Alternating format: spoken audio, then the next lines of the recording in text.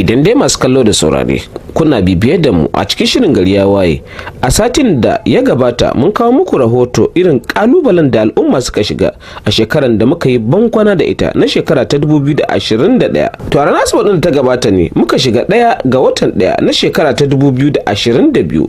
To hakan yasa shirin gari ya waye mun ƙara garzayawa cikin gari inda muka ji ta bakin al'umma musamman akan irin kudurorin da suke da shi a wannan sabuwar shekara na shekara. Babban buri na dai a sabuwar shekarar nan, farkon dai buri na in ga dai kasar da ya zauna lafiya. So kuma kamar yadda ban da aure, babban buri na ina so in yi aure. To in kasar mu ta zauna lafiya a hakan ne har zan samu in yi aure, har in samu aiki da zan iya rike kaina in taimaka ma yan uwana. Ana roƙon gwamnati da ta kawo mana tsaro kuma ta ƙara ɗaukar jami'an tsaro saboda akwai ƙarancin jami'an tsaro in ka tsaya ka duba. Kuma su ya kamata a ce gwamnati tana ɗaukar jami'an tsaro yadda ya kamata. Tunda wani local government ɗin in ka je bai ka samu 'yan sanda 20 ba. Haka ko 'yan sanda 20 ba za su iya magance wata matsala ko ta zoma da za ta so ba. Sunana Rukayya Aliyu Ma'azu. Ni dai ƙudurina a wannan shekaran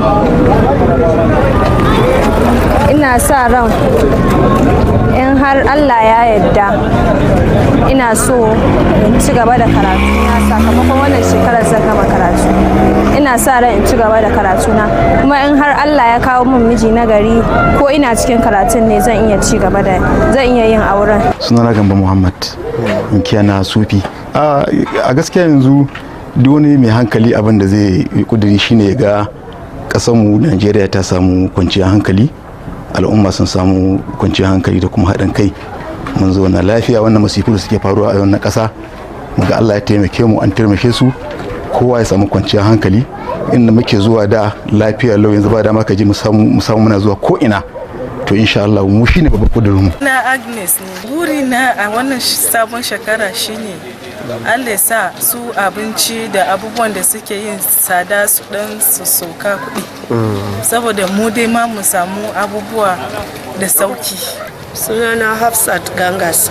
Gaskiya fata na shine ina roƙe Ubangiji Allah ya taimake mu a cikin wannan shekara nan, ya sa komai a cikin wannan shekara nan ta zama mana da alheri da kyau.